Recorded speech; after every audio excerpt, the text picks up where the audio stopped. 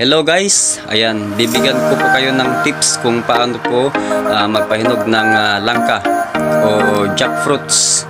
Ayan, so pinipisil-pisil natin kung malambot na ba yung kanya pong balat.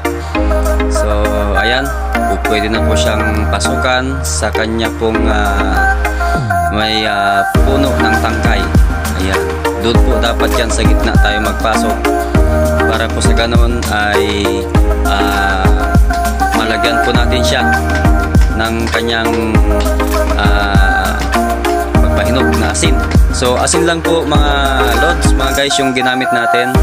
So ayan, napasukan na natin. Pagkatapos ay iikutin natin yung kanya pong pagkapasok para po matanggal po natin yung kanya pong pasok. Ayan, so inuunti-unti ko na po siyang tinatanggal pataas. Ayan, so pwede na po natin siyang lagyan ng asin.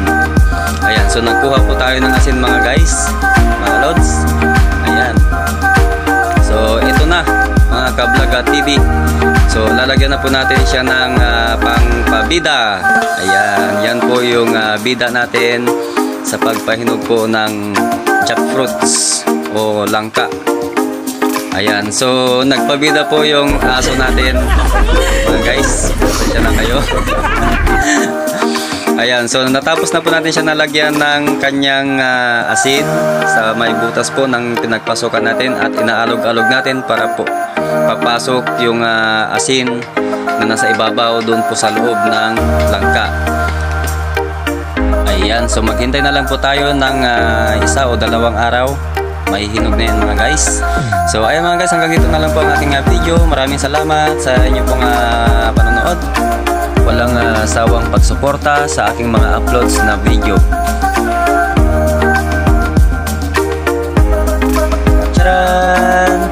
Ito na mga guys, mga lods, yung ating pong pinahinog na langka. Ayan, so ayan, itry natin kung hinog na ba talaga. Ay, so ayan mga guys, so yellow na po yung kanya pong laman. Ayan, so tikman natin. Sarap mga lods. Ayan, okay. So hatiin na natin ng 4. Ayan, slice mga guys, mga lods. Ayan, so pwede na po tayong kumain ng jackfruits o hinog na langka mga guys. So hanggang dito na lang mga guys ang aking video. Ayan, maraming salamat sa inyo pong walang sawang pagsuporta at pagantabay sa aking mga upload na videos. Ayan, paki-like and share na lang po. Good day po. Bye bye. God bless you all mga guys.